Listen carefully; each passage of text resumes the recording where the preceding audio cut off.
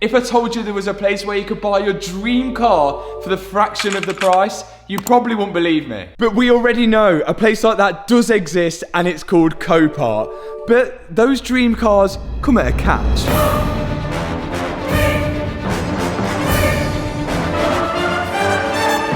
They have all been crashed. And usually what happens after they've been crashed, they get taken to Copart, where people like us can bid on them and potentially grab ourselves a good deal. Sometimes. As I've been sat waiting for parts for this and this, I've been doing what a lot of us petrol heads do, and that is look for another project car to keep us busy. And that is why we've come to Copart. And there's one car in particular that I've got my eyes on. And we have arrived. Normally you can't go and view the cars before you buy them at Copart, but thanks to you guys, we've got some exclusive access. So here's the thing. I bought this Range Rover, rebuilt it for myself. Hannah... Yeah, what, did you rebuild it? You built it for me. And I haven't even been able to drive this very much since I've had it. So I've been on the lookout for another SUV, probably one better than Hannah's. Do some elevation. The thing is, there's something I didn't tell Hannah before we arrived here. And that is the day before this, I actually won one of these cars. In fact, roll the clip. We're winning. Sold on approval. Won it! Oh my days. That seems cheap. We better go tell Hannah. We didn't tell Hannah. But the main reason being, it didn't meet the seller's reserve, and I didn't budge on my bid price. So in the end, I never actually won it. So we've arrived at Chester Copart to see one specific vehicle which before previously I've won. But this one is a different one because the first one didn't meet the seller reserve. But then we have this one. Yeah, I gotta keep it trendy on my soul. I'm the most selfish person that I know. Here we go down the rabbit. So here is potentially the replacement, well not the replacement, my answer to Hannah stealing the Range Rover. This is a 2017 Bentley Bentayga, and right now at auction it is at £27,000. The issue lies though is that it's not quite finished and there's still around 7 days from this date onwards, but the price that I won the other Bentayga on, which was a 2020 Bentayga, I'm thinking I could definitely get a good price on this one. That's unless you lot start bidding it up or something. Don't do that. Don't do that. Initially, on the first looks of this Bentayga, the damage doesn't look that bad. But there's two specific reasons on why I really wanted to see this car before I bidded on it. And those reasons could be the decider whether this is a good deal or not. This Bentayga compared to the 2020 Bentayga that I was looking at, this one has a W12 engine. So it's 12 cylinders, twin turbo. If I'm right, I think they're around 600 brake and potentially could go even further than that with remaps and that sort of stuff. This is going to be one fast SUV, but looking at it, it is so clean, and for a Copart car, it's kind of unusual. Normally they're sat outside, they're dusty, but this one inside, and there's not many, like, there's really, carbon side skirts as well. I bet that's like extra, isn't it? Look at that, it's got the Bentley logo in the side skirts. Bentley, yeah, Bentley logo in the side.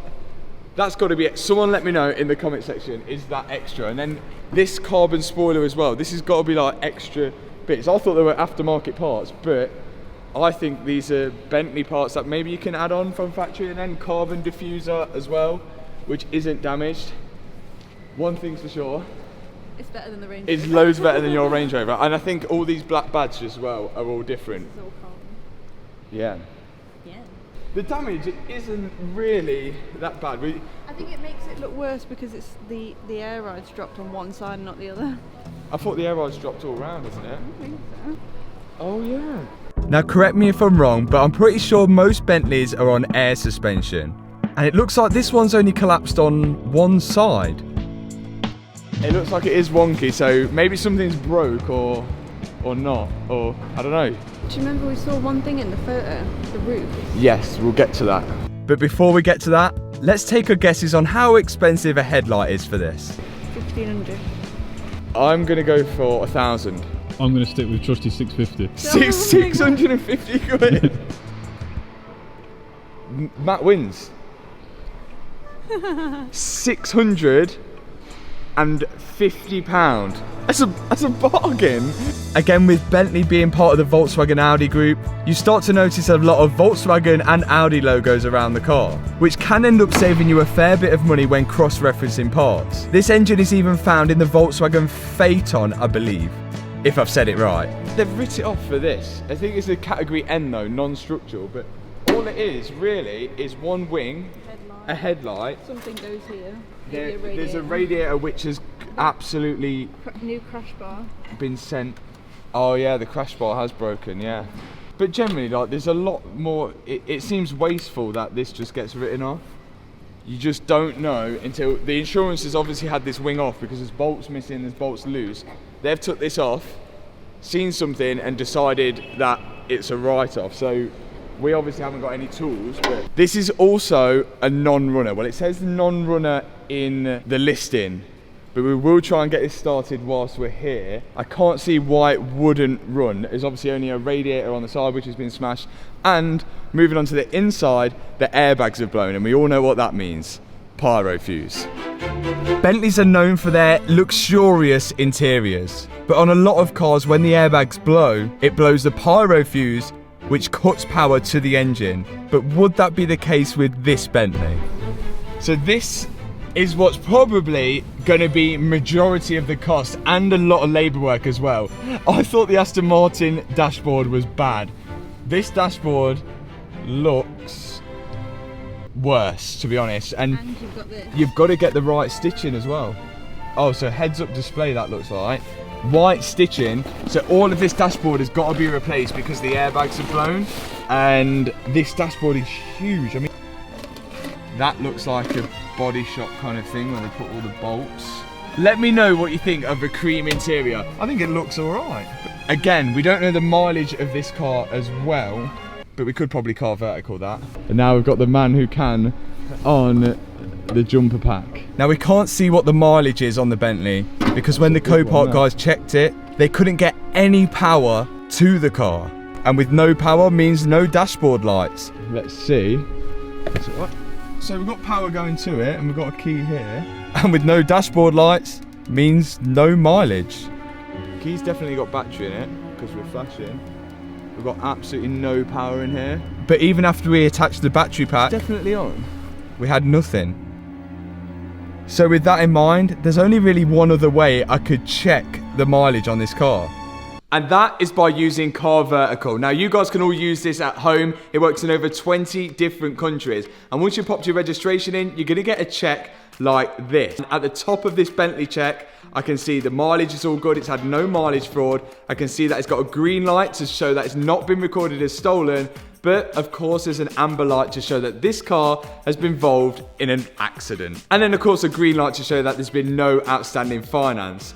When I scroll through this report, I can see every time an ownership's been changed, every time a license plate's been changed, which is also quite interesting.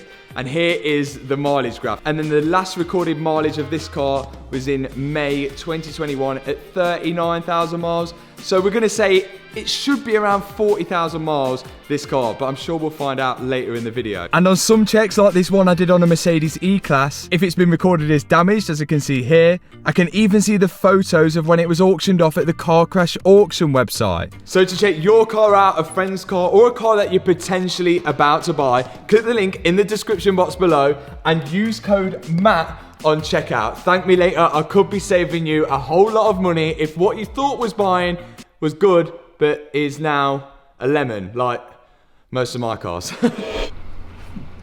There's not even a manual key start in the boot. Completely dead. That's so bizarre.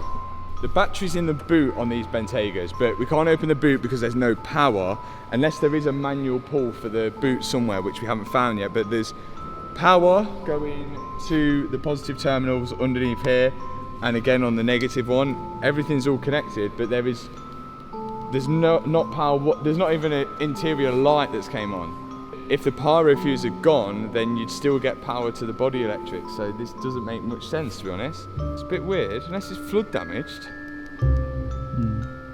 We decided that maybe the jumper pack was faulty. So we went and got another jumper pack to see if that would work. This time with a bit more power. But still, nothing. There's absolutely nothing. What's this here? But then I found something. Aha! The battery's not in the boot. The battery's here. And if this car was flood damaged, then it would have been soaked. So now we're just going to put power directly to the battery. The thing is though, it looks like that could have been tried before. Oh, Yes, we've got lights. I assume that you guys at Copart only get like a certain amount of time to like have on the car to start it. try them, but it depends how thorough it is. Yeah.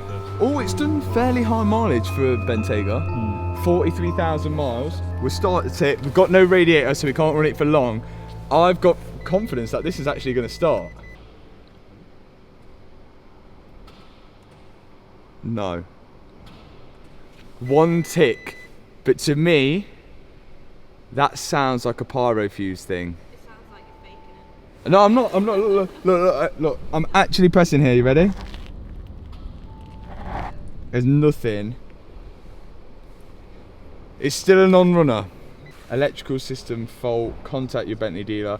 I would assume this is because of the airbags, and if it is, it's good news because that means that it would have saved the engine. Will the boot open? Yes, it will. Headlights. Well, I don't know how much that's saved. Again, Volkswagen Audi. That could save us a fair bit of money. That's a big boot, you know. That is a huge boot. It's probably bigger than the Range Rover boot. But there was something that we missed, and Richard at Copart pointed that out to us.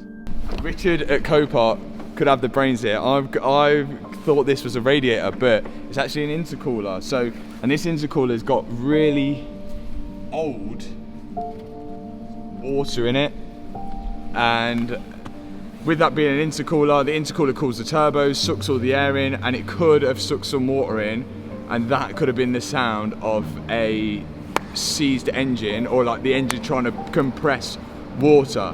And on a W12, it's probably not what you're going to want to hear, but I mean, something as little as that, it could have even just hit the intercooler and sucked up a small amount of water, which could have caused it not to turn over, because the engine cannot compress water. So there is still potential that it is flood damage. There could be a big problem here. But do we take this risk? Let us know in the comment section below. Could be water. Sounds like it goes to crank, but doesn't do anything. How hard is that to fix? Depends if it's bent anything, broke anything. If a piston is trying to compress water, then more than likely it'll be bent a conrod or a snap. So now we could have a water damaged engine, and on something as big as the W12, that's not good. And that's not the only worry. So this is one whole pan roof, and pan roof is obviously glass, and if anything was going to move, normally it would smash. This hasn't smashed, which is good, but it looks as if it's lifted that end there, which could potentially mean a few things. Maybe something has twisted and lifted the glass up, or it could just mean that because there's no battery power to it, it's not closed quite properly. But looking at around the roof, there's no dents or anything in the roof where anything's twisted, which is good news. But can you push it down? Does it push? No way. No. So it's the only thing I can think of has happened there.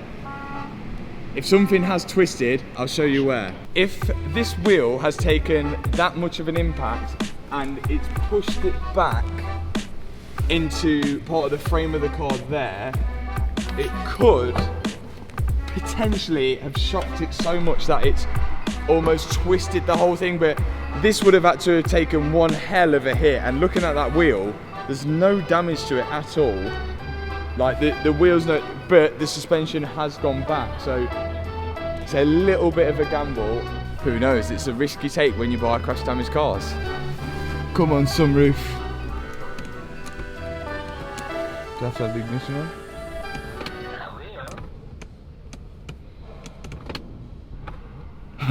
Okay, the sunroof does not want to open. Either we have a faulty pan roof or something is twisted. Another unanswered question. Things that make you go, So, what would you pay for at home for this? Let's bear in mind that a 2017 Bentayga, this one's got a carbon pack on as well, which I assume that this one has, is going for around £84,995, so 85 grand. This one's crash damage, it's a Cat N, we could never change that, it's always going to be a category N, which means non-structural.